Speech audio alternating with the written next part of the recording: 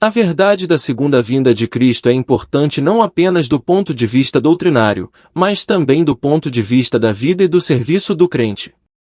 É inquestionavelmente uma das verdades essencialmente práticas que nós, como cristãos, podemos contemplar, e a própria consideração do assunto deveria tender a ajustar e embelezar a nossa caminhada.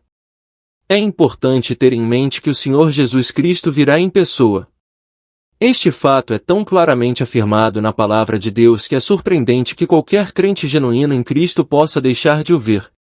A própria redação das declarações da sua vinda são claras e objetivas, que deveria banir imediatamente todos os equívocos.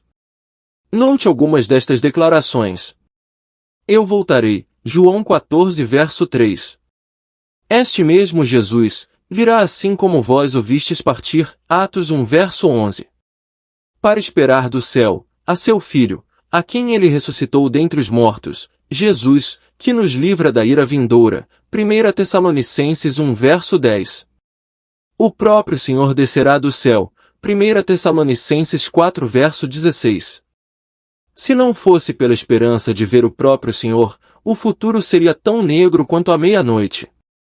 É esta deliciosa antecipação que faz com que alguém se regozije no meio daquilo que a Bíblia chama de uma criação que geme. É isto que constitui um dos maiores incentivos para um serviço eficaz. É isto que alivia a pesada carga e nos permite cantar os cânticos de Sião em circunstâncias adversas. Com relação ao momento exato em que o Senhor retornará, esta informação nos foi sabiamente ocultada. Todas as sugestões sobre o ano exato em que ele aparecerá foram experimentos perigosos e fúteis. Definitivamente, somos informados de que, além do próprio Deus, ninguém sabe o dia nem a hora em que o maior de todos os eventos acontecerá. O Senhor pode vir este ano. Por outro lado, ele pode demorar alguns anos para vir. Portanto, é nosso privilégio estar sempre na torre de vigia da expectativa, em vista da possibilidade de sua chegada a qualquer momento. Existem evidências inequívocas de que vivemos nos últimos dias. Muitos cristãos, sem dúvida, contestarão esta sugestão de que o Senhor pode vir a qualquer momento, especialmente se forem induzidos a acreditar que certos eventos terríveis devem acontecer primeiro. Refiro-me, é claro, à teoria de que a Igreja passará pela grande tribulação, e é meu propósito tentar mostrar, a partir das Escrituras, que tal proposição não está de acordo com a vontade divina. Em primeiro lugar, é necessário que tenhamos uma concepção clara do significado do termo, a grande tribulação. Será um período de sofrimento, perseguição, aflição e crueldade sem paralelo. Em Mateus 24, Nosso Senhor descreve-o como sendo um tempo de tribulação, e tal não houve desde o princípio do mundo, nem jamais haverá. Duvido que algum de nós consiga imaginar o horror dos acontecimentos que ocorrerão durante esse período. Não só haverá fomes, pestes e terremotos em diversos lugares, não apenas muitos ficarão ofendidos a ponto de se odiarem e traírem uns aos outros, não apenas o amor de muitos esfriará por se multiplicar a iniquidade, mas a situação será tão terrível que aqueles que estiverem na Judeia serão aconselhados a fugir para as montanhas em busca de segurança. Aqueles que por acaso estão nos telhados ou nos campos são avisados para não se preocuparem com seus bens, pois isso impediria a sua fuga. As mulheres que antecipam as responsabilidades da maternidade ficarão numa situação quase desesperadora devido à sua incapacidade de fugir rapidamente para um local seguro. Além disso, as pessoas daquela época são aconselhadas a orar para que a sua fuga não seja no inverno, nem no dia de sábado, sendo a razão de que a fuga nos meses de inverno seria acompanhada de dificuldades quase intransponíveis, enquanto no dia de sábado apenas um curto período de distância poderia ser percorrida de acordo com a lei mosaica. Na verdade, esse período será tão terrível que, se não fosse por uma concessão oportuna, a redução dos dias por causa dos eleitos, nenhuma pessoa seria salva. Certamente não nos é difícil ver que este quadro assustador se aplica ao povo terreno de Deus, os judeus. A Igreja e os gentios não têm nada a ver com a Judéia ou com o dia de sábado.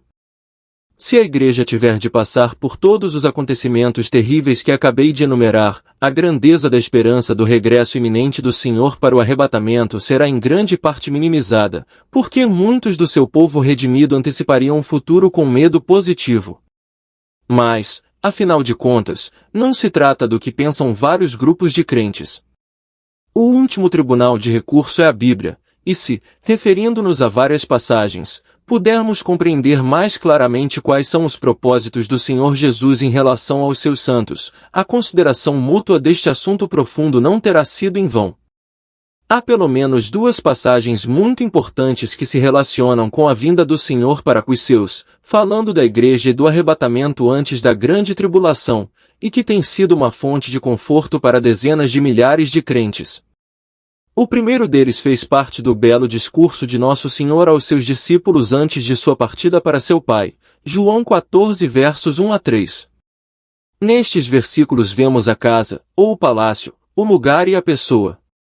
Nosso Senhor informa aos discípulos que na casa de seu Pai há muitos lugares de permanência, isto é, ampla acomodação para todos os redimidos, que Ele vai preparar um lugar para eles. Logo após, Ele retornará e os receberá para si mesmo, para que onde Ele esteja, eles também possam estar.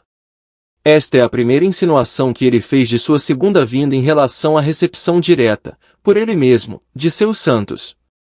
Agora, observemos aqui toda a ausência de qualquer introdução. Não há referência a terremotos, fomes ou pestilências, nem uma palavra é dita sobre o amor de muitos esfriar por causa da iniquidade abundante, nem se diz nada a respeito da grande tribulação, nem nada sobre fugir para as montanhas, nem qualquer outro dos terríveis eventos mencionados em Mateus 24. O Senhor menciona a promessa de seu retorno para confortar as mentes perturbadas de seus entes queridos discípulos, sem sugerir que qualquer catástrofe chocante deva ocorrer anteriormente. A segunda grande passagem é 1 Tessalonicenses 4 versos 14 a 18. O versículo 13 parece indicar que alguns dos crentes tessalonicenses estavam passando por um período de luto, e o apóstolo escreveu para assegurar-lhes que, embora não fosse errado que eles se entristecessem, ainda assim era gloriosamente possível para eles se alegrarem em meio à sua tristeza, porque, na vinda do Senhor para o arrebatamento, aqueles que haviam falecido nele ouviriam seu tríplice chamado, o grito de vitória, a voz de arcanjo e a trombeta de Deus, e imediatamente responderiam, levantando-se vitoriosamente de seus túmulos, para se juntarem aos santos vivos, para que em um único grupo, todos fossem arrebatados para encontrar o Senhor nos ares, para assim estarem para sempre com Ele. Aqui novamente, observemos a ausência de qualquer introdução.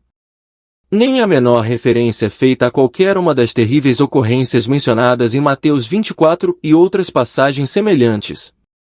O escritor não apenas revela a verdade inspiradora do retorno do Senhor para os seus, a Igreja, sem qualquer declaração preliminar, mas exorta distintamente seus irmãos crentes a confortarem uns aos outros com essas palavras, a não assustarem uns aos outros com a perspectiva desconfortável de sofrimento terrível, perseguição e crueldade que alguns querem que acreditemos que deve ocorrer antes do cumprimento desse grande evento.